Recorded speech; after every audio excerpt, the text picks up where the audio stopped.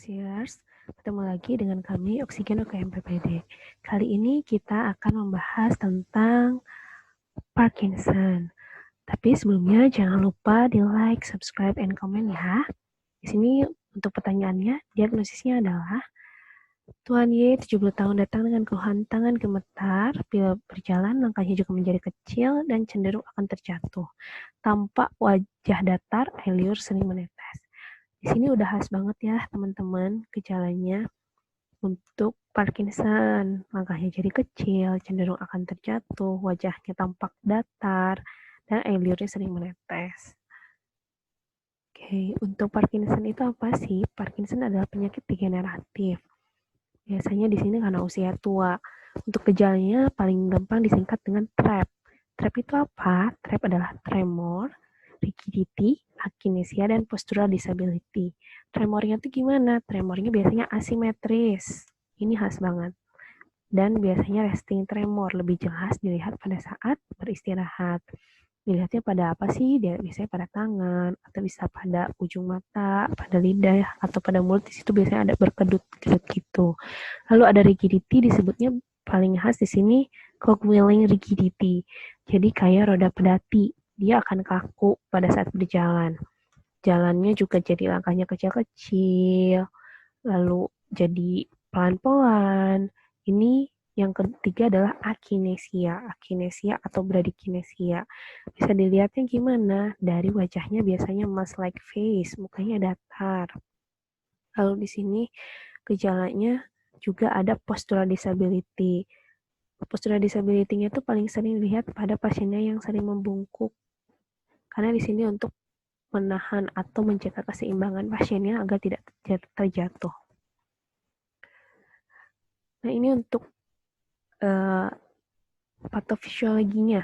Kenapa sih bisa terjadi Parkinson? Karena inhibisi dopaminnya di sini berkurang. Harusnya kan banyak nih, tapi di sini berkurang. Makanya timbul gejala-gejala tersebut. Paling sering ditanya juga di sini, ditanyanya di mana sih terjadinya? Terjadinya adalah di pars compacta substantia nigra. Terjadi inhibisi dari dopamin. Risk factor dan etiologinya itu kebanyakan dari genetik dan usia.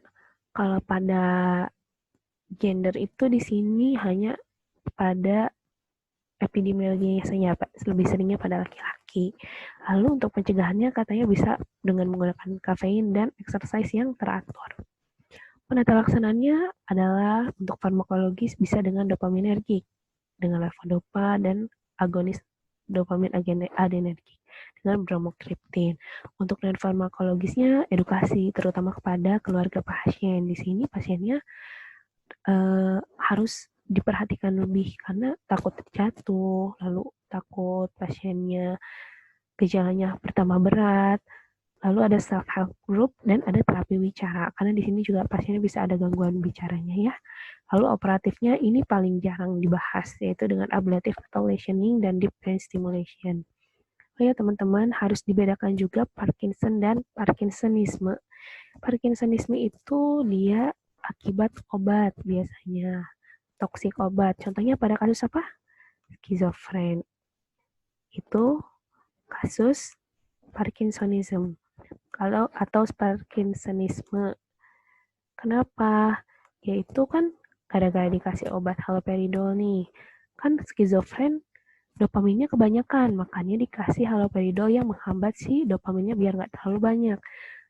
Akibat terlalu banyak diminum juga, atau karena kan harus obatnya selalu diminum ya. Lama-lama dopaminnya makin berkurang, makanya timbul gejala si Parkinsonism ini. Gejalanya mirip banget dengan Parkinson, tapi dia karena ototoksik dari obatnya. Toksik dari obatnya itu, maaf ya teman-teman. Oke, sekian penjelasannya. Semoga bermanfaat. Jangan lupa untuk di-subscribe, like, dan share juga ke teman-temannya. Terima kasih teman-teman atas perhatiannya. Semoga bermanfaat. Oksigen, we learn, we share, be productive. Bye.